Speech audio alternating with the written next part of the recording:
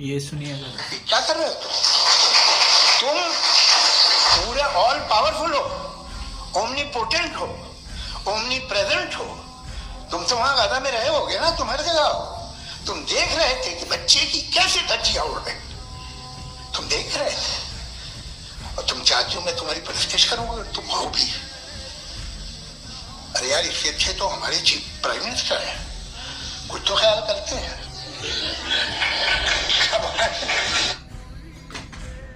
دوستو یہ آپ نے سنا, یہ کوئی پروفیسر اختر ہے اور مفتی شامل نے اس کو بہت زبردست جو ہے جوابات دیے ہیں. میں اس پہ باتیں کروں گا کہ اس نے کہا کہ جو ملک شام ہے, غزہ میں جو بچوں کے ساتھ زیادتی اور ظلم ہو رہے ہیں, تو اس کے اوپر جو تمہارے رب ہے ہر چیز پر پاور اور قدرت رکھتا ہے, تو کیوں ان کو نہیں بچاتا, ان کی ہیلپ کیوں نہیں کرتا.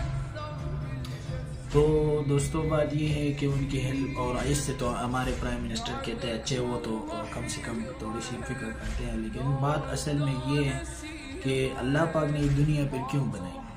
اگر اللہ پاک نے دنیا میں معاملے حل کرنے ہیں, دنیا میں لوگوں کے جو ہے کوئی ظلم ہو رہے, کوئی زیادتیاں ہو رہی ہیں, تو پھر دنیا میں اس نے اگر لوگوں کے معاملے حل کرنے ہیں تو پھر آخرت کیوں بنائی اللہ نے, پھر دنیا کیوں بنائی اللہ نے, پھر جنت میں ہم رہتے ہیں. اگر ہم جنت سے آئے, حضرت آدم علیہ السلام کو دنیا میں بھیجا گیا اور پھر یہاں ہمیں اتنی زندگی گزارنی پڑی, ہزاروں سال ہم نے گزارے, ہمارے باپ اجداد اور حتیٰ کہ آخر تک جتنے ہیں انبیاء کرام اور سب جو اس دنیا میں انسان آئے, جنات آئے, تو یہ کیوں آئے, پھر اس آنے کا کیا فائدہ ہے. پھر اگر دنیا میں ہی اللہ نے فیصلے کرنے دے تو پھر جنت میں ہی فیصلے کر دیتے اللہ, پھر جنت میں ہی رہتے, پھر یہ ظلم ہوتا ہی نہیں, پھر گناہ ہم سے ہوتا ہی نہیں, پھر ہم جنت میں ہی پھر رہتے تو ٹھیک تھے, ہم سے نہ گناہ ہوتا, نہ ہم سے جو ہے ظلم ہوتا, نہ جو ہے زیادتی ہوتی, کوئی انسان ظلم نہیں کرتا, پھر ایک سب ٹھیک ٹھاک ہوتا. لیکن دنیا امتحان گاہ ہے. اس دنیا میں اللہ نے ہمیں بھیجا ہے, اس دنیا میں اس لیے بھیجا ہے کہ میں اپنے بندے کو جانچ لوں, دیکھ لوں کہ یہ کس طرح کیا کرتا ہے دنیا میں. جس طرح ایک بچے اسکول میں جاتا ہے تو وہ جب اسکول میں انٹر ہو جاتا ہے, اس کے دن شروع ہو جاتے ہیں پڑھنے کے, وہ پورے سال پڑھتا ہے, پورے سال جو ہے وہ اس کا امتحان سمجھو پورے سال, ہر ہفتے میں 2 دفعہ, ہفتے میں 1 دفعہ, اس کا مہینے میں 1 دفعہ اس کا امتحان ہوتا ہے, بڑے امتحان کے لیے.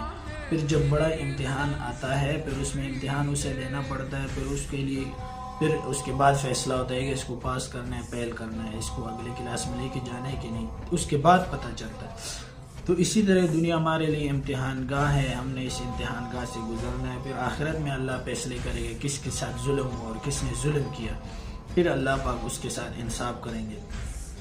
دنیا میں یہ سب کچھ نہیں ہوتا, دنیا تو پھر اللہ نے بنائی, پھر ہمیں اتنے